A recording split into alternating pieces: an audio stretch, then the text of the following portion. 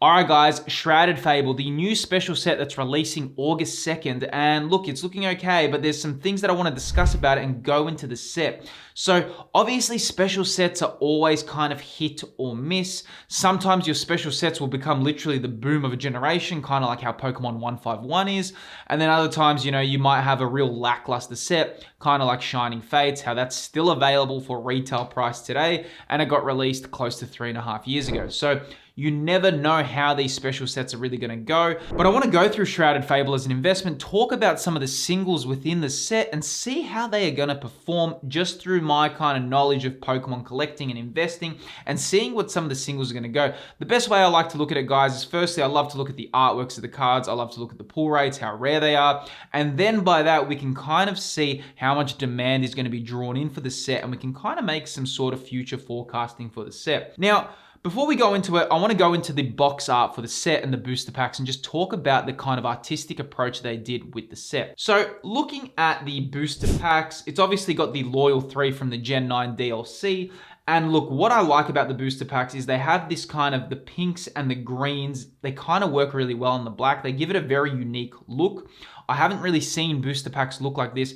I swear there has been color schemes like this, but they're very older sets in Pokemon sets. So I like the color scheme that they've gone with. I think that they draw the eye. I think the booster packs actually look sensational. So they really nailed the kind of pack art as well. And moving down as well to the ETB box art. So the box art looks great as well. And it also has the Loyal 3. I think the colors are a standout. They don't just feel like something you always see. I think Shrouded Fable really has its own unique characteristic and its unique look. And of course you have the Peacharunt promo card that is in there. And I actually think that they did a really good job with this. The purples, the way it looks, the composition of the artwork looks really cool. And of course, if you can get the Pokemon Center stamped exclusive of this, I think it's a really cool card to have in your collection. Investment, not too sure how it's going to go depending on print demand, depending on how much demand there is. I think it's a cool artwork, though I don't think it's going to draw in the masses. I don't think it's anything like, your Paldea Evolved Pikachu kind of stamped promo. Moving on, guys,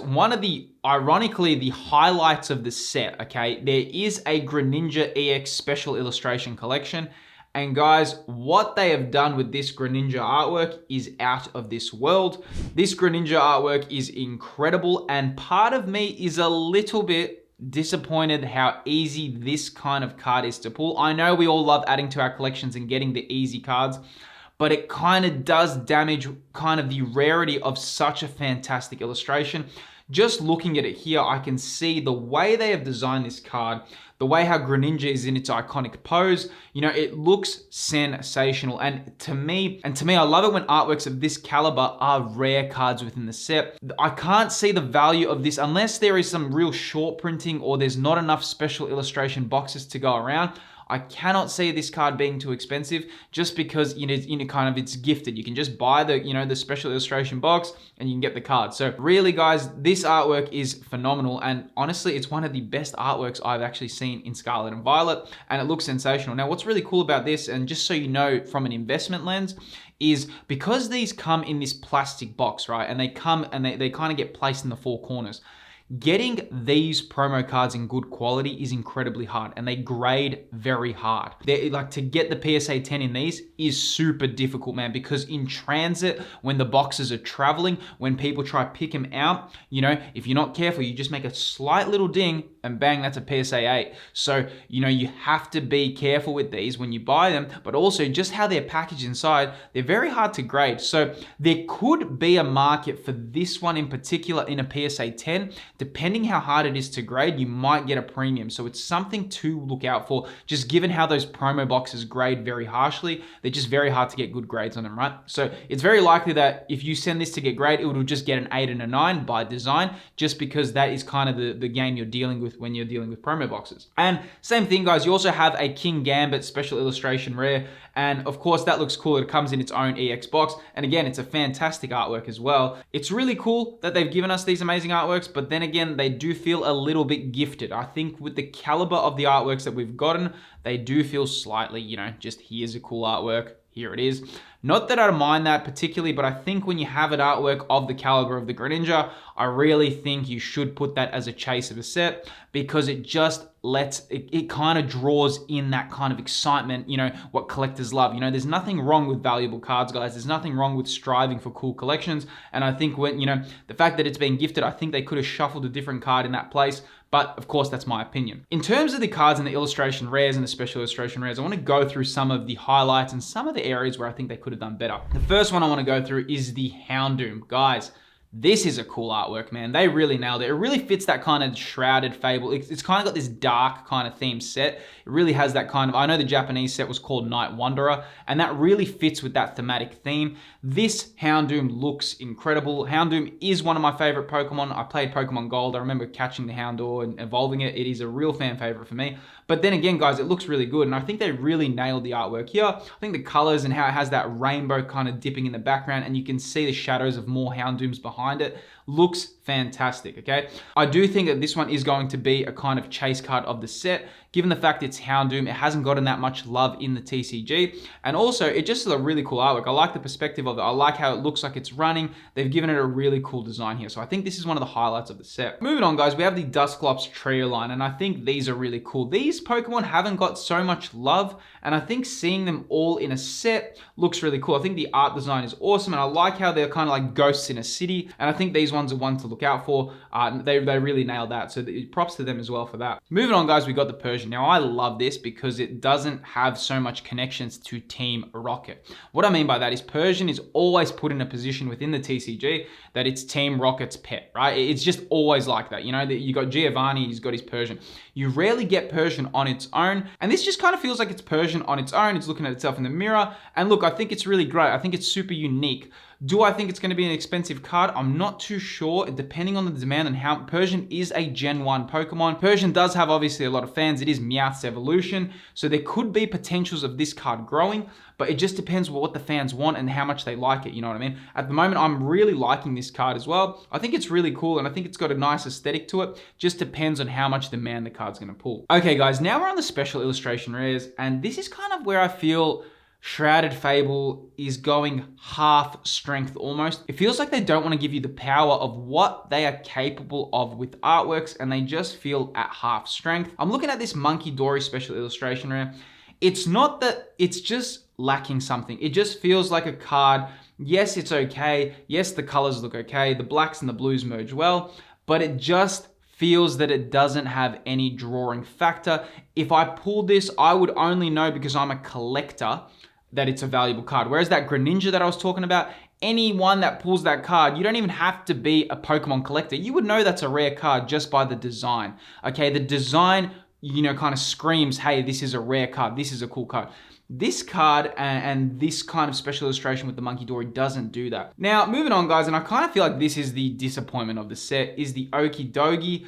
This is a really lackluster special illustration rare.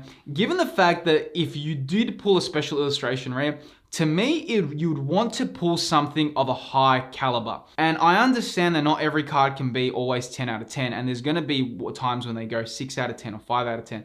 But this is really weak, okay? This artwork just, it doesn't look appealing. I don't know if they're trying to make it look like, I don't know if that was the artistic approach they went. You can see Okidogi there. It doesn't do anything for me, this card, in terms of, wow, I would like it. I would definitely not buy this card to have in my collection.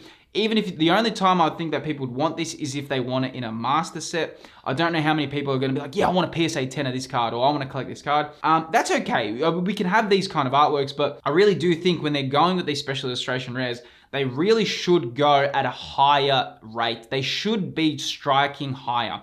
I think these artworks here are just slightly lackluster, okay? It's not that I don't think the illustration, I just think that they kind of can do more with this, right? Moving on, and we've got the Fezandipiti, and again, it's cool. It's got a cool artwork. It kind of reminds me of Lugia V, but again, when you compare this to Lugia V, come on, it doesn't even compare to it. Like, the pose is similar, but the artwork is very lackluster to even previous Scarlet and Violet sets. I just think, I don't know the artistic approach they went with these cards, okay? I think that they just kind of, I'm not sure, like, again, you're gonna pull these cards, they're rare. Are they gonna have value? Like, are they gonna be meme cards? I don't know. They just don't feel like they have that drawing effect of a lot of special illustration rares. I am quite particular with how I like my artworks, and I think these artworks are just not drawing in that much demand for a person. Like, I really like artistic approaches of cards. They're just not really doing that for me. Now, in saying that, I do like the Peachron. I think the neon purples and the pinks blend well with the card, and the green, the artwork kind of feels reminiscent of the box art. So it does have that kind of linking with the green kind of outline with the Shrouded Fable box art and the booster packs. So that is cool. But guys, the Peachron is only looking good because of the competition of this set.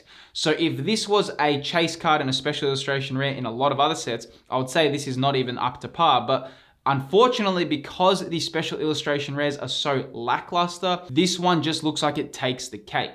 Whether or not this is probably going to be one of the chase cards of the set, just because of, lack of design kind of quality with the special illustration rares. Though in saying that, there is one special illustration rare where they did nail it, and funnily enough, I think this is going to be the chase card of the set, and it's the Penny special illustration rare. Guys, this is, a really great artwork, okay? You've got Penny there, it's on the computer. Guys, I actually really like this card. I think they nailed it. I love the way the data is transparent and you can kind of see the kind of data and the graphs, and it kind of feels very immersive as a card. It's got Sylveon as a pet behind Penny, and I just think it's doing really great. I think this is going to be the chase of the set. And, we have had a lot of Penny artworks throughout Scarlet and Violet, but I do think that this is one that they've really nailed. I love this card, and I think that this is a standout of Shrouded Fable. And yeah, no, I think they really did good. But guys, when I'm looking at Shrouded Fable, okay, in terms of investment, in terms of collectible, I think it's a set, it's a special set that held back its power. I think in terms of an investment, there is absolutely no rush to get this set. If you're pre-ordering this because you think it's going to sell out, dude, take a break. It's going nowhere. This is kind of reminding me of Shining Fates. Shining Fates you can still pick up for retail today, and I've got a feeling that this is going to be your set that goes on bargain sales. I just don't think it has that much driving power to pull in such a demand. The Houndoom and the Dusclops line are cool, but will they bring in that much worldly demand like Eevee Evolutions or Pikachu?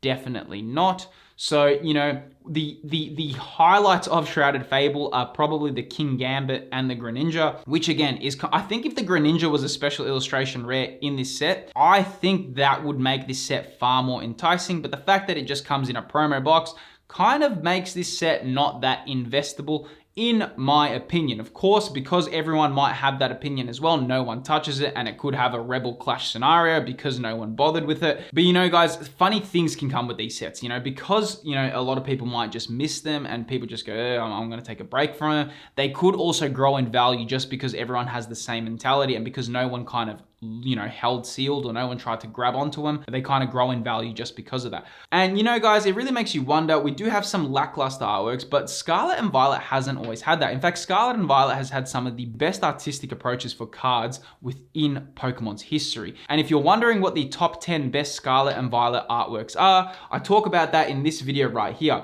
I talk about the iconic artworks of Gen 9 and I go through the best artworks so far. If you're a fan of Scarlet and Violet, you'll want to check it out, and I'll see you there.